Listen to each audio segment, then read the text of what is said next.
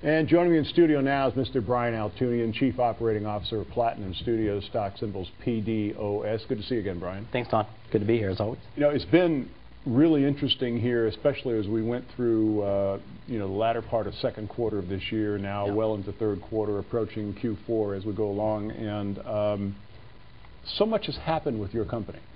Yeah, for and sure. It's been just, I've referred to it in the past as a meteoric rise, but I don't think I'm exaggerating. Yeah, no, I mean, from the perspective of operations, the company has really exploded. And I think part of that was because we made a very conscious effort.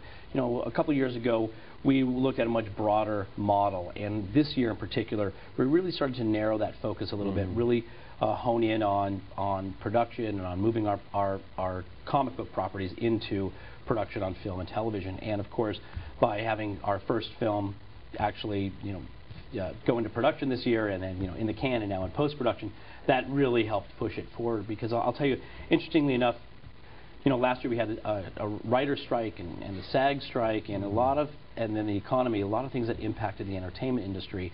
And so the industry's been sort of in a sit-back mode for quite a long time.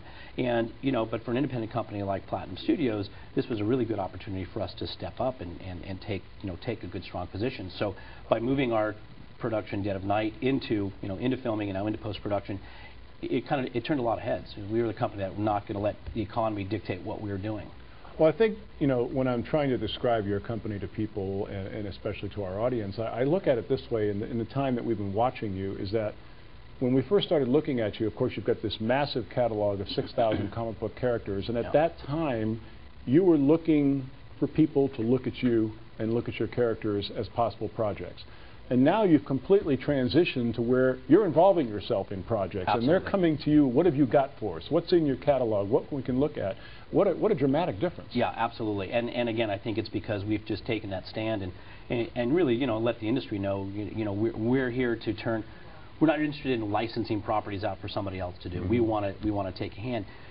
Partially that's because Platinum Studios cares about its product, really understands the comic industry, takes care of the creator relationship, and really tries to take care of that relationship and take care of the vision and move that into production. And so even with Dead of Night, our partners Hyde Park, this is probably the 95th film that Hyde Park has done. Sure. So from a logistics perspective, they know how to get the film. But from a creative perspective, we really are at the forefront of how we want that project to look, how we want that final product to be. We want to honor the comic property, we want to honor the film audience, and we're really taking that creative, kind of creative control and making sure that is the best product that we can put out. And because of that quality standard, that's really helped to dictate really what we're doing in the future. Now we've got, we were dealing with folks like Gore Verbinski, who is the director of all the Pirates of the Caribbean movies, and obviously Steven Spielberg and Kurtzman and Orsi, and really taking partnership with some of the biggest names in Hollywood. Exactly. And they've gotten to know that we're trying to take care of these properties and make sure we put the best product out there that we possibly can. Well, that's what I was talking about, because you've become a resource for these huge names. Yeah. And of course, in this industry, in this town, it's really all about who you know. Without a doubt. Without a doubt. And again, I always point to this, and the fact that Disney bought Marvel for for $4 billion, and we've talked about it quite a bit. But that's just looking at the material as a potential source material for development and production. We're a little bit more than that. Not that we're more than Marvel, but we take care of our properties. We take care of our library. That we look at this as a real opportunity to make a difference by not just making a typical superhero kind of a comic book movie, but something that film audiences will appreciate around the globe.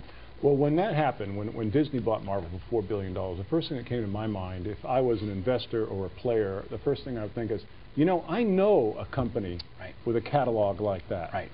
And that is kind of what happened with you guys. A lot of players and people who said to the CG, I know another company like that, and that brought a lot of attention in your direction. That's right, and we are, we're definitely looking at, at partnerships and looking, Don, the other thing is, we've had 2 valuations done on our library, independent valuations that were done a year apart.